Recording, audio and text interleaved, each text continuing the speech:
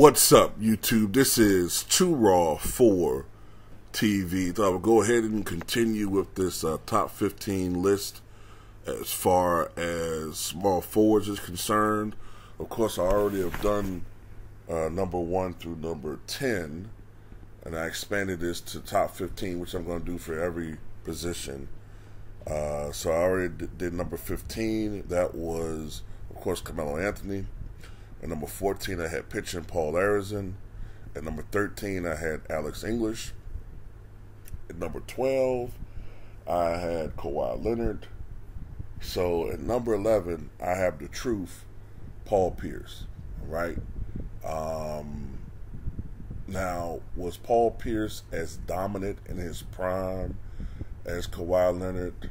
I can't say that. Though Paul Pierce played, you could argue, in a more competitive era as far as small forwards is concerned and teams is concerned overall, as far as the NBA is concerned, at least.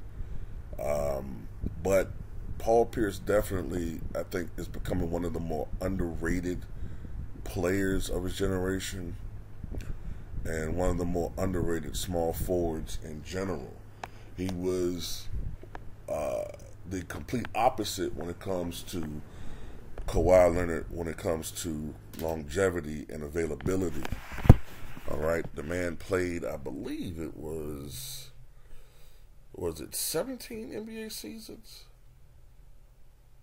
I believe it was, no, he played in 19 NBA seasons. Though the last few years he was more or less a role player and a rapidly reducing role player as far as his output, but still, he played 15 years with the Boston Celtics. He is just one of 3 players in Boston Celtics history, the others being all-time leader John Havlicek and Larry Bird, to score 20,000 points with the Celtic team.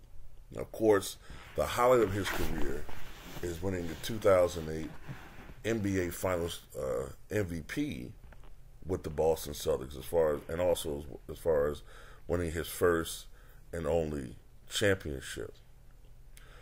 He finished his career with 26,397 points, literally a bucket ahead of John Havlicek, although not all of those points came with the Boston Celtics. For his career, Paul Pierce averaged 19.7 points, 5.6 rebounds, and 3.5 assists per contest. He shot 44.5% from the floor, overall 36.8% from 3, and 80.6% from the free throw line. Now, the 44.5% sounds pretty low, but as I've said before, you got to take into account the era that Paul Pierce played in and the type of shots that Paul Pierce took. He was a guy that took a lot of three-pointers for his era. He took a lot of threes and a lot of mid-range jump shots, a lot of, I'd say he took a lot of 15 to 20-foot jump shots, which people say in today's basketball analytics world, that's a least valuable shot. Well, I'll tell you what, for a shot that's very supposedly not that valuable, it's a real weapon in the playoffs, right? To be able to knock down a mid-range jump shot.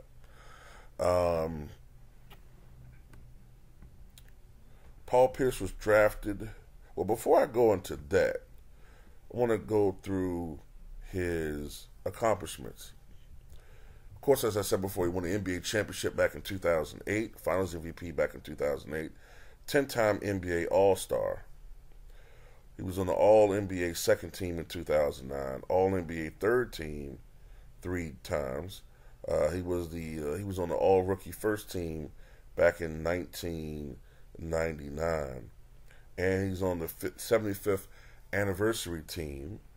His number 34 is retired by the Boston Celtics, and surprisingly, for a guy that can knock down threes but was never known as an elite three-point shooter, he won a three-point contest back in 2010. Now, Paul Pierce was drafted back in 1998 by the Boston Celtics. Now, this was a very low point for Boston at the time. If you recall, this was years after the Larry Bird era had ended, some 6 years after the Larry Bird era had ended. And this was a time when I think Boston had Antoine Walker. Man, who was on those teams back then? Antoine Walker. Rick Fox might have been on those teams. Todd Day.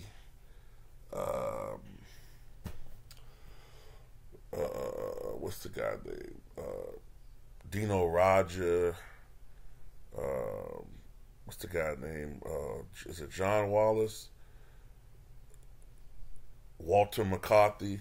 I remember, the announcer, what's his name? The one that passed away, the former Celtic Hall of Famer and head coach, Tom Heisen. Walter McCarthy. Walter. But yeah, those were some lean times for the Boston Celtics. And Paul Pierce was a much-needed shot in the arm. Now, of course, his first season was the abbreviated 50-game season back in 98-99.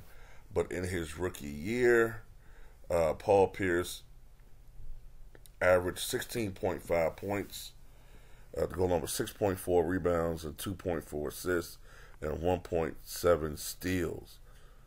The 1999-2000 season, Paul Pierce averaged 19.5 points, 5.4 rebounds, and 3 assists per contest, going on with 2.1 steals.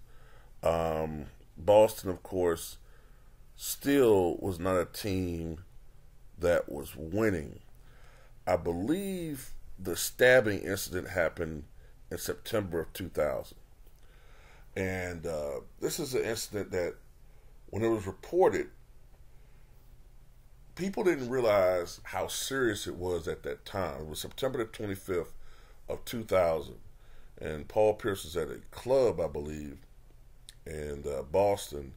He was stabbed 11 times in the face, neck, and back, and had a bottle smashed over his head while at the Buzz Club.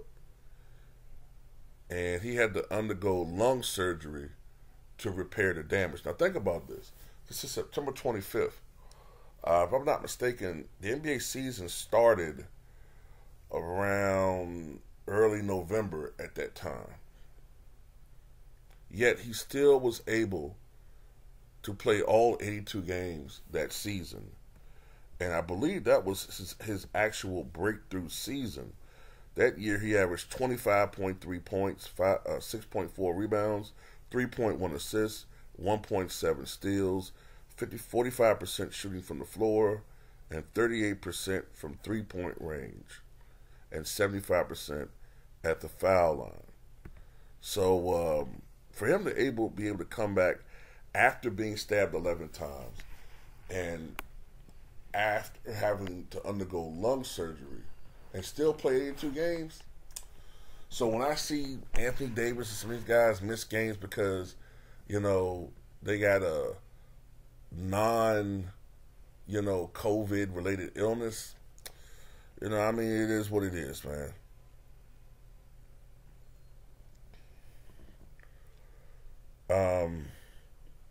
I'm reading a little bit more about the stabbing incident. One of the things that helped Paul Pierce to survive was that he was rushed to a nearby hospital. He was rushed to the nearest possible hospital. And later on, Paul Pierce pledged $2.5 million to that hospital to help them expand and improve their surgical center. And another thing that helped him, I think that night, if I'm not mistaken, is that he had on it was cold. He had on a big leather jacket. So the knife wounds did not go as deeply as they could have. Had this been, say, July or August, maybe, and he didn't have that coat on, I hate to even say what could have happened, you know. But for many years, I remember there was a tandem of Paul Pierce and Antoine Walker. There was a brief resurgence in the early 2000s where a couple of years they were in the playoffs, but they just weren't a good team, man. And then ultimately, the Walker Pierce duo was broken up because Antoine Walker was not that type of guy. And Pierce pretty much carried the team for a number of years, man, but, they just didn't have enough talent. They didn't have enough talent around him. And look, from 2000 to 2007, they were a poor team. But during that period of time, Pierce averaged 24.8 points, 6.7 rebounds, 4.1 assists, 1.6 blocks, 44% shooting from the floor, 36% from three, 79% from the foul line. So he was balling. He was putting up numbers. He was a perennial all-star. But he didn't have enough help. But then came the move that turned it all around. That was when they were able to acquire Kevin Garnett and from the Minnesota Timberwolves. And in free agency, they added a few days later, I think it was Ray Allen, and they became the Big Three. During the 2007-2008 season, the Boston Celtics romped during the regular season with 66 victories, just one behind the 86 Celtics and two behind the franchise record. And in those playoffs, if I'm not mistaken, they surprisingly went 7 games with the Atlanta Hawks, led by Joe Johnson, but ultimately they prevailed in 7. Then in the second round, the semis, they went 7 games with the Cleveland Cavaliers. And if I recall correctly, in that 7th game, I think Paul Pierce scored something like 41 points. LeBron had like 43 or something. But ultimately, Boston was able to prevail.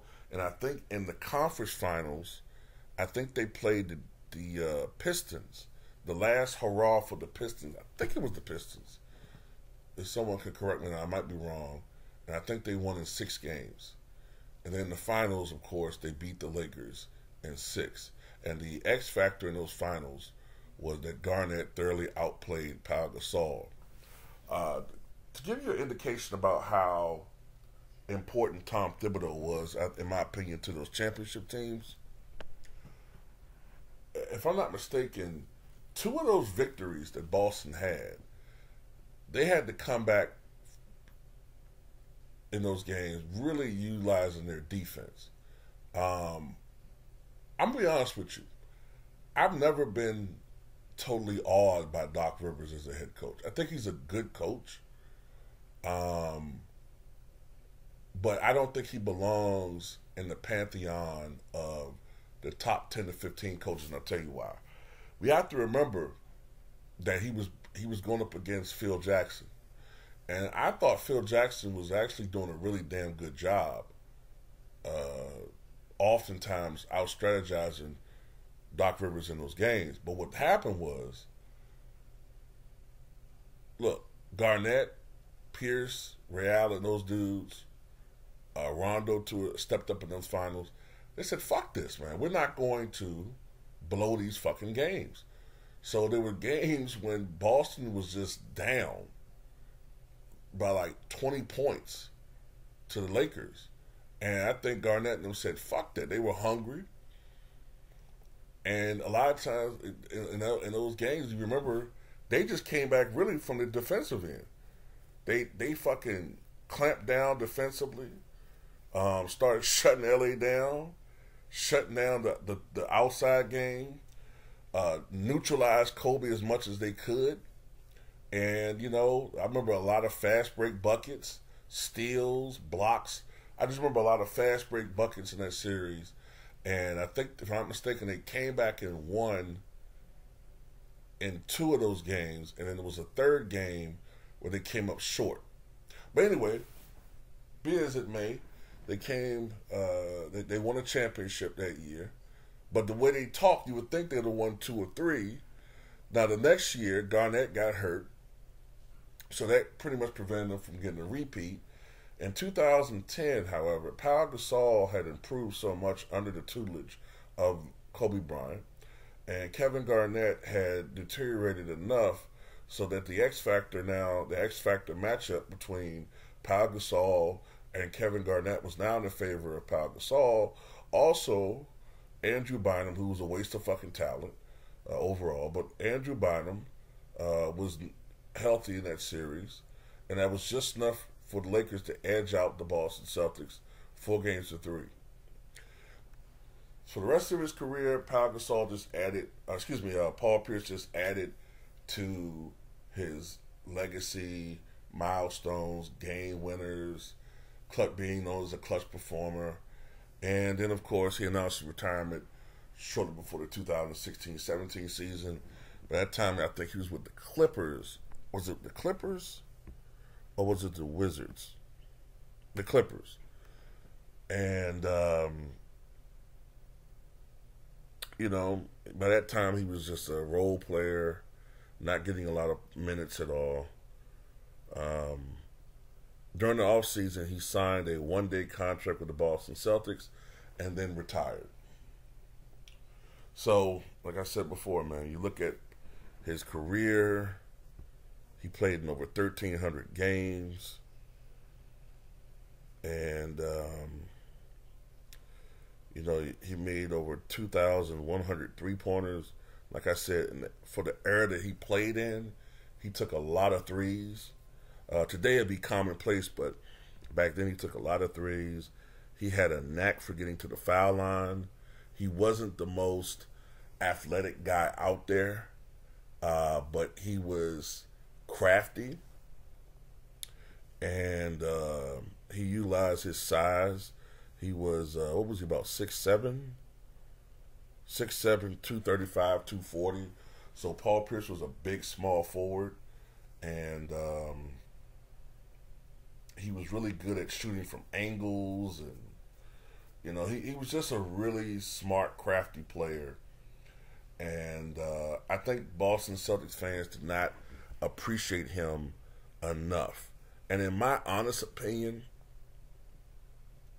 I thought there were some Boston Celtics fans that were looking at Paul Pierce through a racial prism and not giving him the credit that he deserves. Was he Larry Bird? No, he wasn't Larry Bird, but he was a great player that ultimately gave Boston helped to give Boston another championship. So anyway, that's all I got to say about Paul Pierce. Tell me what you guys think.